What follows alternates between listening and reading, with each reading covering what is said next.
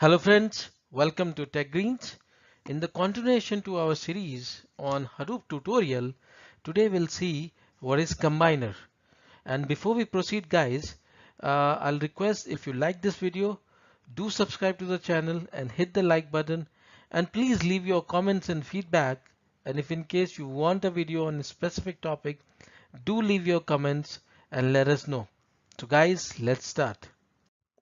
A Hadoop combiner is also known as the mini reducer that summarizes the mapper output records with the same key before it is actually passed to the reducer. So it is combiner, it's kind of a local reducer on the mapper side itself.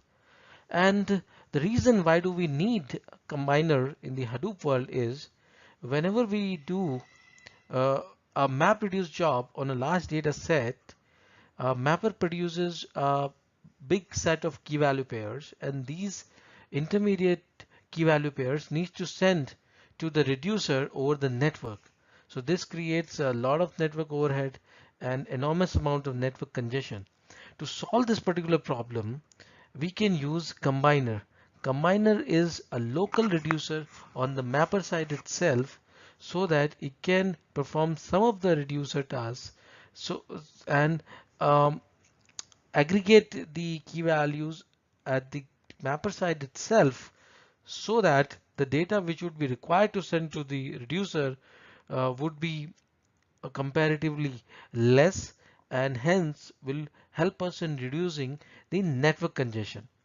So guys, the primary job of combiner is to process the output data from the mapper before we pass it to the reducer so that we can reduce some amount of data that needs to be sent to the reducer and hence save the network bandwidth.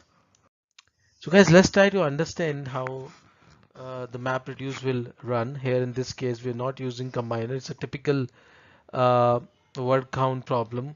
So we have two input splits for two records in this input file, and for each input split we have two mappers, and each mapper has produced in total 9 key value pairs. 4 key value pairs are produced by mapper 1 and 5 key value pairs are produced by mapper 2. So in total we have got 9 key value pairs, and this 9 key value pairs needs to be sent to the reducer or the network for the further processing. Right now, if the same example we try to perform with the help of combiners, so let's see what is the benefit we'll get and how the process would be a little different. So till here it's all same, right? We had the two input split, two mappers, 9 key value pairs are produced as the intermediate data map as mapper output. But now when we have applied combiner on each mapper, so the summation of the by the keys has happened at the mapper side itself. So we have reduced it by the key. So now we have two key value pairs for combiner 1 and two key value pairs for combiner 2. So now in total there are 4 key value pairs that needs to be sent over the wire to the reducer. So here in the previous example without combiner we had 9 key value pairs, but if we have used the combiners we only have 4 key value pairs to be sent over the wire. So like we have gained more than 50% in terms of network bandwidth. So this is the whole advantage of using combiners. Combiners here, if you see, are working as the local reducers on the mapper side itself. On the mapper side itself. So guys, let's see that without combiner, reducer needs to process 9 key value pairs. So there are two disadvantages, two overheads. One is the network overhead. Second, now reducer has to work more to process 9 key value pairs. However, with combiner, we only had 4 key value pairs. So we saved on the network bandwidth. At the same time, reducer has to work less compared to without combiner. And one important note to be pointed out is if the reduce function itself is both commutative and associative, like word count, like summation, then it could be used as the combiner itself. And to use combiner on the job conf, you will have to set the combiner class. So what are the advantages of using the combiner? As we have already noticed, that it reduces the time taken for the data transfer between the mapper and the reducer, right? Because we are doing some kind of local reduce at the mapper side itself.